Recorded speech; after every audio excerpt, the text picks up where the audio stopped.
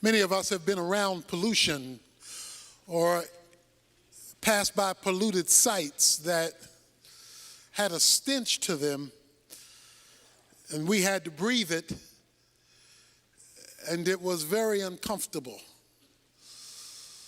We've often said, "What is that smell?" If we weren't sure what it was, all we knew was it was very disconcerting, very uncomfortable. And so we quickly desired to pursue good air, clean air, uncontaminated air, so that we could function. It's hard to function when the air is putrid, when it has been contaminated by that which causes a loss of sense. Jesus had been talking about the decay in the culture and how that decay was a decay of death. It was the smell of rottenness. And in the last verse of chapter 17 of the book of Luke, when the disciples wanted to know, when is this return that you're going to make? When is this judgment on the culture going to occur? He says in the last verse, where the body is, there also the vultures will be gathered. He says, when you see a corpse that has died and rigor mortis is setting in, vultures circle, waiting for the demise in order that it might pounce on them and render judgment to the decaying or diseased or dead body. He talks about vultures circling around this thing called death. It is clear that you and I live in an environment, in a world that has been contaminated by sin, bringing about a smelly way to live, a polluted world, which leads Jesus to identify a widow, a woman, to make an astounding principle that I want to leave with you today. In this polluted society where death reigns and vultures gather, he told them a parable. He states the premise of the parable up front. He says in verse 1, at all times men ought to pray and not to faint. Some of your versions read, other versions read, lose heart. The idea is quitting, throwing in the towel, saying, I can't take it anymore. To faint means to become weary or discouraged and want to give up. Has anybody ever fainted? You can't take it anymore. You don't know how much longer you can endure this, because the circumstances hovering around you, the vultures that are hovering around you, are indicating a situation that is dead or dying, and you see absolutely no hope. The air is stale. In this stale air, Jesus says, I want to tell you, men should always pray and not faint. In other words, when the air is stale, you got to rise above it to where the clear air is. Men ought always to pray and not to faint. That is, you know air is stale because you are breathing. Your nostrils are taking in the scents, and you are breathing regularly. So you are smelling stale air regularly in terms of when you're in a putrid environment, because you're breathing it. And so there's no way to get away from it because you're always breathing. He says men ought to always pray and not faint. In other words, prayer is to be like breathing. The only time when you are conscious about breathing is when it's hard to do it. We breathe all the time, but don't think about it until there's a problem. If there's an asthma problem or an allergy problem or some problem that creates the need for additional oxygen, breathing now becomes a conscious activity because it's being interfered with. He says men ought to always pray and not faint.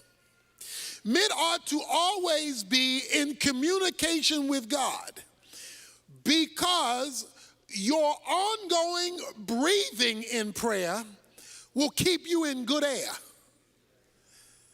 even though you may be living in a bad atmosphere where the vultures are circling. There are people here to gather today where the vultures are circling around your life and ready to pounce on your situation because death has set in. Things don't look like they will ever get better.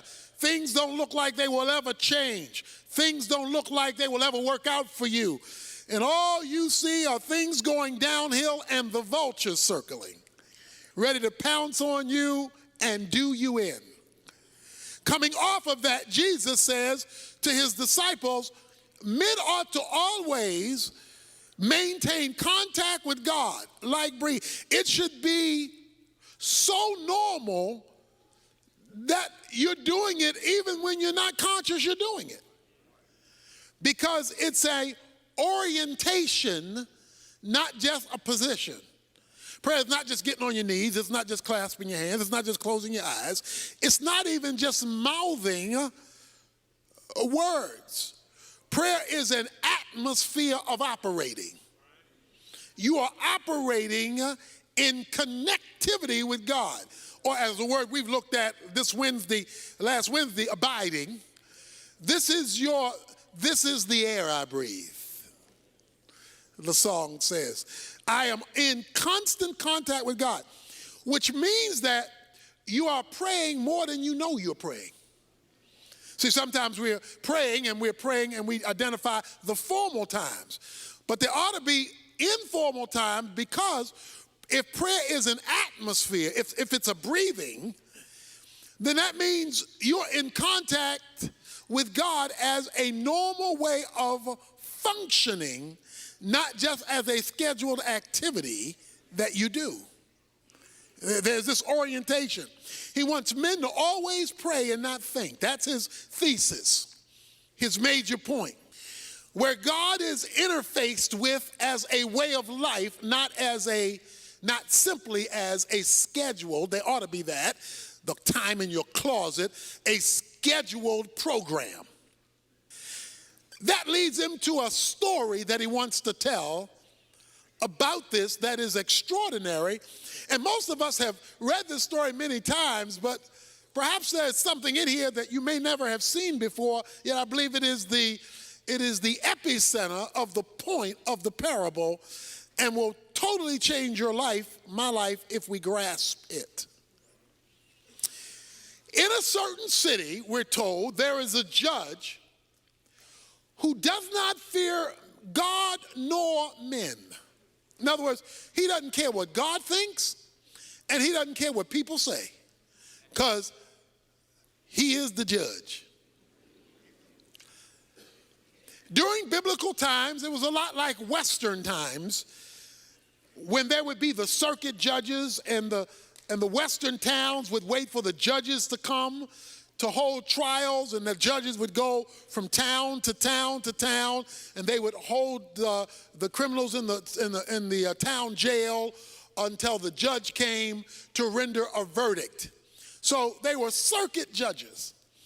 And so these judges would go from town to town to town to mitigate cases relative to issues that had popped up in the town.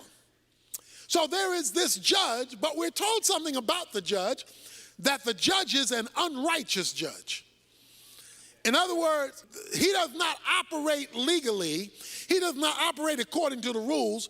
He makes up the rules as he goes, and he doesn't care what God thinks or what rules men have passed. He's going to do his own thing. Judges like this were easy for bribes. The wealthy could always be set free because the wealthy could buy their way out of their problems. And since he wasn't righteous, he could easily be bribed. So we're told that there is this judge. He's going to render judgment, but he's not going to do it righteously. So that's the man. And he doesn't care what God thinks. He doesn't care what man says. There is also a widow in the story. Here's a woman. She's been married. Most likely they're children. We don't know that for sure. But we know that her husband has died. Now, when Jesus tells this story, he picks the weakest scenario he can pick. Because in the Bible, the lowest of the low are the orphans and the widows. From Genesis to Revelation, when God wants to make a point about the lowest of the low, he will pick orphans and widows.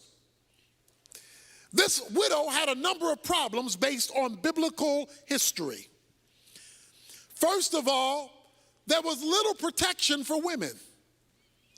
Women were not viewed as high, as valuable as they were created to be, and that was the norm of the culture.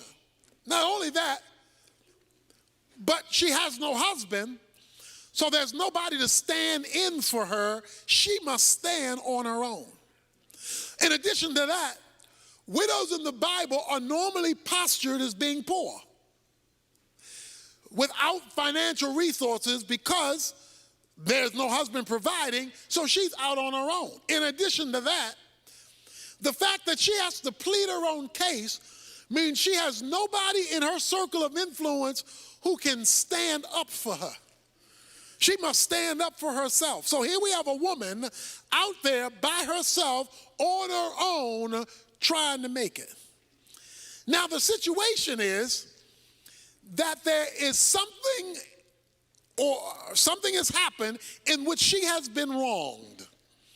Something has happened that needs to be addressed legally. Something has gone wrong. Perhaps it had to do with money. Perhaps she was ripped out of some of her husband's estate. We don't know what the specific issue is, nor do we need to know. His point was that this widow needed legal intervention. Say legal intervention. She needed the law to work for her. She needed the law to mitigate between her and some situation she faced that could only be addressed legally. So there is this widow in the city who keeps coming to the judge saying, give me legal protection from my opponent. I have got somebody in my sphere who's working against me and who is opposing me, and he's doing it illegitimately. There is somebody in my life doing me wrong, my opponent, and I don't have the power to stop them. I'm a widow. I don't have a lot of money, and they're coming up against me, and I need the law to work for me. I wonder if there's anybody here who's in a situation that's coming up against you, and the folk who are supposed to be able to help you aren't available to you. She goes to the judge because she says she needs, here it is, legal protection. I can't protect myself. I need the law to protect me. Judge, will you intervene on my behalf so that I can get my opponent off of my back and get justice in my situation? Verse 4 says, for a while the judge was unwilling. The judge says, I don't want to be bothered. I don't want to be bothered with a widow. I don't want to be bothered with your problem. I don't want to be bothered about your opponent. I don't want to be bothered. I don't care about your situation because I don't even care about God. And I don't care about people. And you are the lowest of the people, a widow, so I really don't care about you. So for a while, it says, he was unwilling to hear her case although she had a legitimate case. Stick with me here. It says, but afterwards he said to himself, self, even though I do not fear God, pagan judge, and I do not respect man, yet because this widow bothers me, that means it's nagging me. After all, she's a woman.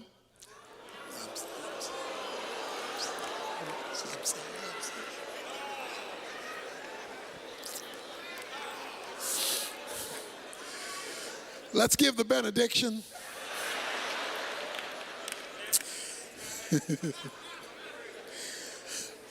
This woman, the judge is a man, this woman is getting on my nerves. That's what he said. She is driving me nuts. He says, I don't respect God, I don't respect man. I will give her legal protection. Say legal protection. According to verse 3, she was seeking legal protection. Say legal protection. Okay, keep that in mind. I'm going somewhere. Even though I don't fear God, I don't fear man, otherwise, if I don't do something about this lady's problem, she's going to keep coming to me because she won't let me go. Every time I show up, she shows up. Every time I have another person's case, she brings up her case. This woman won't let me go. She won't get off my back. And if she keeps coming, watch this, she will wear me out. Anybody here ever been worn out by a woman? I hope you're sitting by yourself, mister. Brother, just raise his hand like that. He says, this woman is going to wear me out. The Greek word wear me out literally is rendered, give me a black eye. Give me a black eye. The issue was not that she was going to punch him out. To give a black eye meant to ruin my reputation. To give a black eye means to ruin the person's reputation. He says, if this woman keeps coming, she's going to ruin my name. So this is what the woman was doing. In order to ruin his name, that meant she would have to be telling other people about the unjust judge. Because to ruin somebody's reputation, you're ruining their reputation among others. So evidently, this woman would show up at a court scene and say, this judge is not right. He ain't right. I've been having a problem and he won't get my problem. He's not right. She said, he knows he's not right. He's an unrighteous judge. He doesn't care about God nor man. He doesn't want everybody to know he's not right. He just wants he to know he's not right. And if this woman keeps coming, it's going to be clear to everybody I'm not right. And I don't want to look not right to everybody. So to get this woman off my back, to get her out of my grill, to get her off of me, what I am going to do is I am going to give her legal protection. Say legal protection. I am going to address her situation so that I can get her off my back, so that I can save my reputation. Let me say that again now. I'm going to get her off my back so that I can save my reputation. I need to say that one more time. I'm going to give her legal protection, not because I want to give her legal protection, not because I care about this woman. I want her off my back, and I want to protect my reputation, so therefore I'm going to intervene in her circumstances. Now that's the parable. That's the point. Now Jesus wants to apply it. Why are you telling us this, Jesus? In this place of bad air, where the vultures are circling, we're to maintain constant contact with God, and you tell us this story about a judge and a widow woman. What's the point? And the Lord said, verse 6, hear what the unrighteous judge said. In other words, pay attention to the unrighteous judge. Now, the widow is critical to the story, but to get the point of the story, pay attention, Jesus said, to what the unrighteous judge says. I don't fear God, I don't fear men, but this woman is driving me crazy, and she's going to ruin my reputation. Pay attention to that, Jesus says. And then make a contrast. Here's the contrast, verse 7. Now will not God bring about justice for his elect who cry out to him day and night, and will he delay over them long? Jesus says this. Listen to what the unrighteous judge said, because he says if you miss what the unrighteous judge says, you're going to miss the whole point. He says, an unrighteous man who didn't care about God, he didn't care about people, he didn't care about legalities, he didn't care about justice, he cared about his reputation. He cared about his name and not being nagged to death by this woman. He was out to protect his name. And in order to protect his name, he had to respond to this woman, because this woman was giving him a black eye, messing up his name, his reputation. He had to do something, because as bad as he was, he cared about his reputation. He says now, if a wicked judge cares about his reputation, and he wrong, but he still cares about his reputation, will not God, who's not an unrighteous judge, he's a righteous judge, will not God, verse 7, bring about justice for his elect? The widow was a stranger to the judge. The elect are not strangers to God. The elect are God's chosen ones. They're God's children. You and I, who belong to Jesus Christ, make up God's elect. If an unrighteous judge who doesn't care about God nor men will bring legal protection to a stranger to protect his reputation, how much more will God bring about justice to his children, his elect, since he's the righteous judge and does care about justice, and will he delay long over them? Now, what I want to draw your attention to is a phrase that I've been asking you to repeat. Legal protection. See, it's easy to read the story, and twice in the story, the word legal protection is raised. Twice. And its cousin is raised in verse 7, justice. She was seeking justice through the legal protection of the law. But let's put it another way. The issue for the widow was not whether the judge liked me. It was not whether the judge knew me. It was not whether the judge felt sorry for me. The issue on the table was the law. I need you to bring the law to bear on my situation, because I'm being unjustly treated by my opponent. I need legal intervention. Men ought always pray and not faint. But what gets God's attention is not simply him feeling sorry about you in the situation you're in. It's not merely him seeing you cry. It's not merely him seeing you're depressed. What brings heaven down to earth in the vulturous situation you may be facing is calling down your legal right. The issue was your legal right. See, what the woman had, she did not have the judge on her side.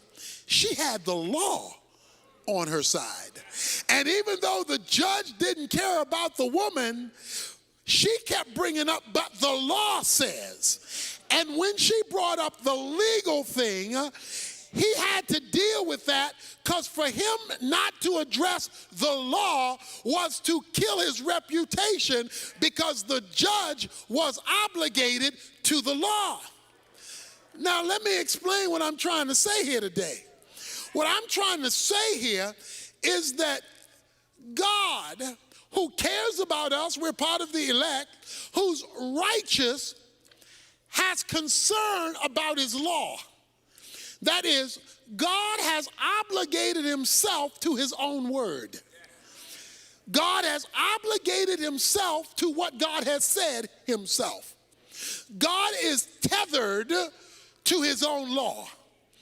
God can't do what the unrighteous judge was trying to do, because God by nature is righteousness. Righteousness is the divine standard, so God is tethered to his own standard.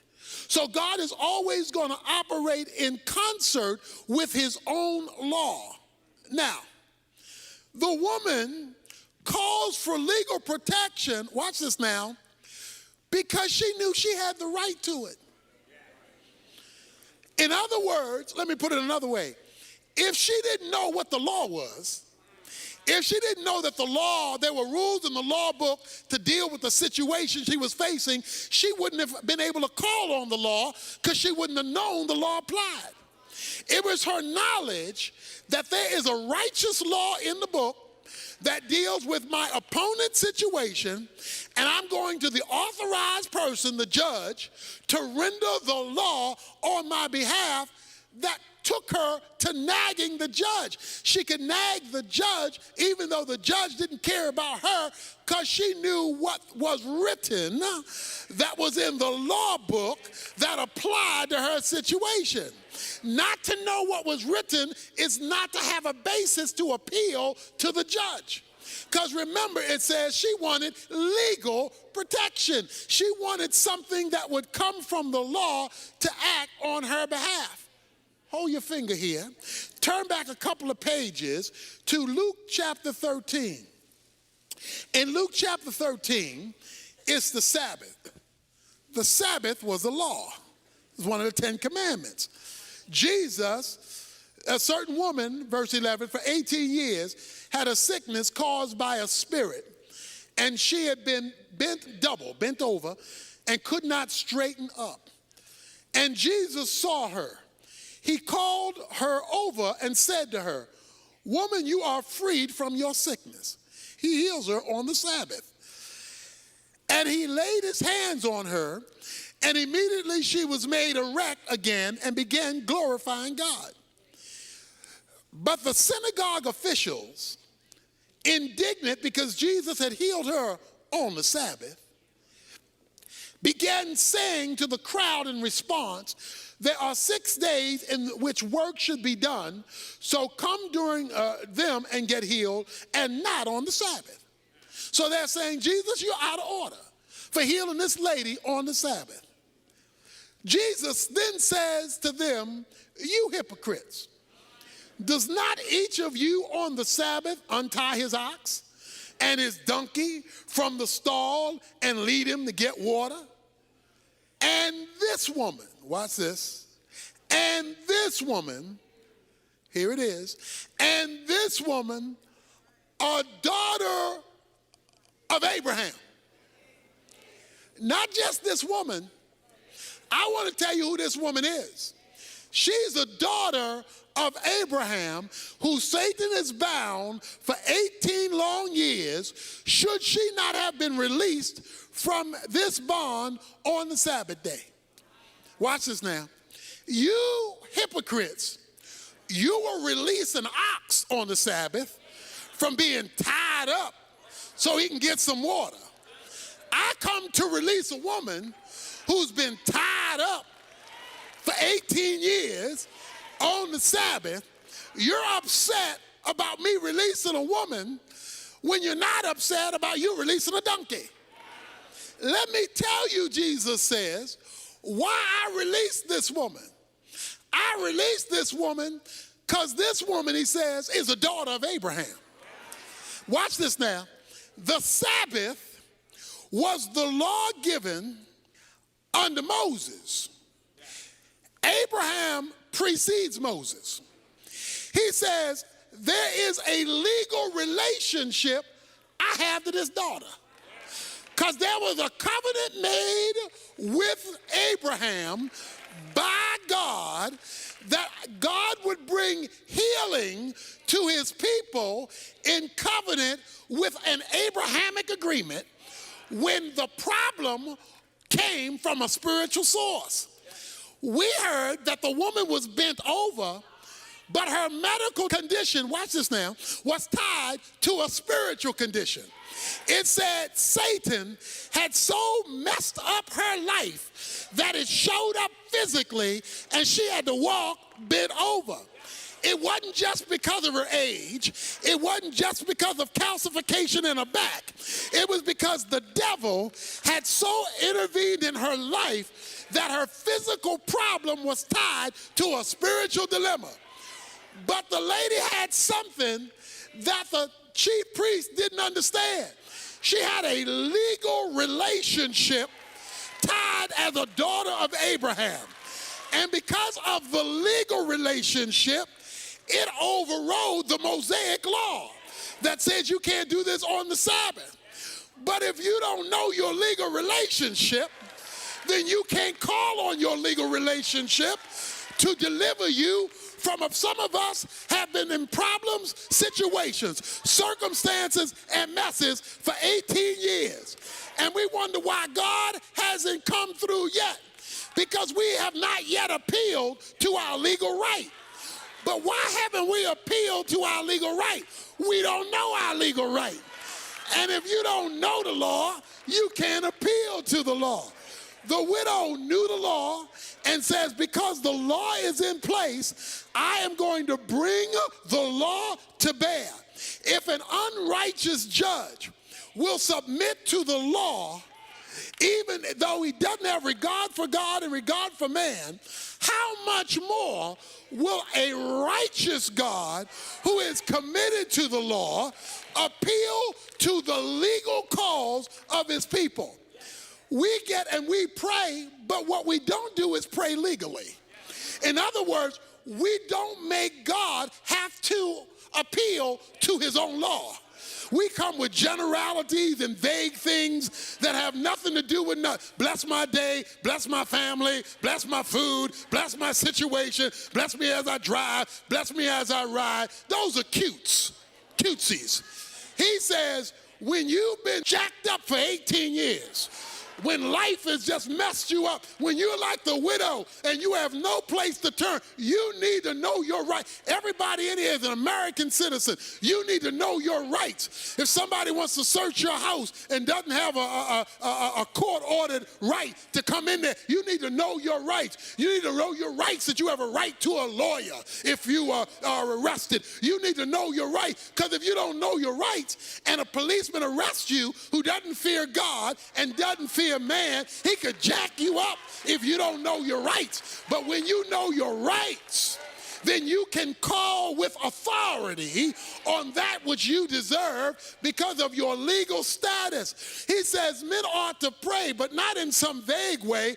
The best way to pray is to call God to have to respond to his own word, to call God to have to respond to his own truth. God, and see, the best way to pray is, God, here, let me show you, God. This is what you said. You said this. Let me read it to you, God. You said this. In case you forgot, God, you said this. I don't know if you read it lately, God, but you said this. You wrote this. So I'm talking to you about what you said. You say, well, what difference will that make? He tells you at the last verse, verse 8, I tell you that he will bring about justice for them quickly. However, when the Son of Man comes, will he find faith on the earth? He says, some of us have been waiting a lot longer than we should be waiting. Some of us have been struggling a lot longer than we should be struggling. Why? Because we'll talk to God about stuff, but we will not call on God in terms of his law, in terms of what he has written. And God is committed first and foremost, not to your feelings, not to your circumstance. He's first and foremost committed to his rules, his regulations, his guidelines, and his law.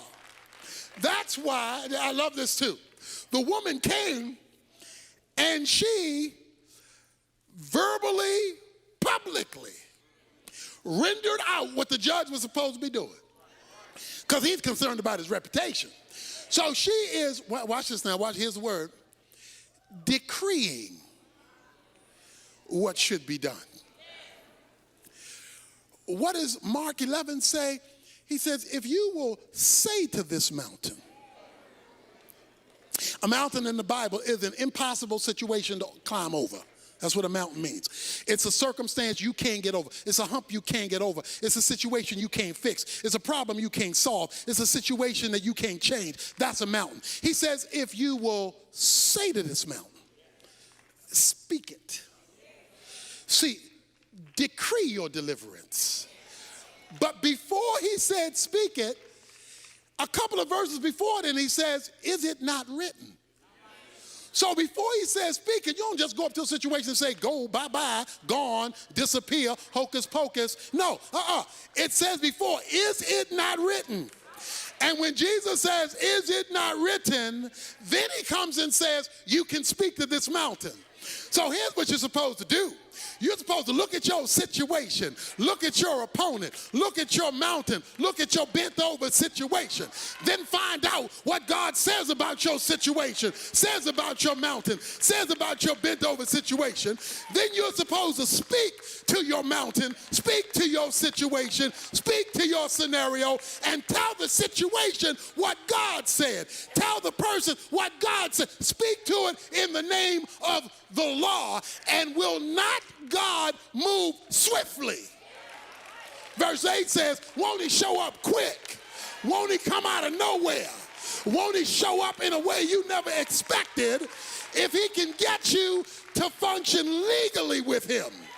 To function based on his revelation, not just based on how you feel, not just based on the fact you're sad, not just based on the fact that, I've been in this a long time. You could be in it for another 18 years, unless you remember you're a daughter of Abraham and that you have legal rights to be picked up when the devil has bent you over. He says, men ought to always pray like this. Men ought to always talk to God like this. And he says, and when you relate to God like this, you will see him move swiftly. That means, swiftly means all of a sudden. Swiftly means out of nowhere. Swiftly means, where did that come from? That's what swiftly means. For the Bible says in Isaiah 46 that God will establish his purposes. The Bible says in Job chapter 22 verse 28, decree what God is to do, and so that God can get it done. So you ought to speak to your situation, but in the name of God, not your words. You ought to speak his words into the situation, because God is not bound to what you think. He's not bound to what other folk think. He's not bound to how you feel. He's not bound to how other folk feel. He's not bound to what you've been raised to believe or what other people think you ought to believe. He's not bound to your mama. He's not bound to your daddy. He's not bound to your friends. He's not bound to your coworker. He's not bound to your supervisor. He's not bound to your neighbor. He's not bound bound to your governor. He's not bound to your president. He's bound to his own word. And that's the only thing that he will commit himself to. Somebody ought to be willing to pray now.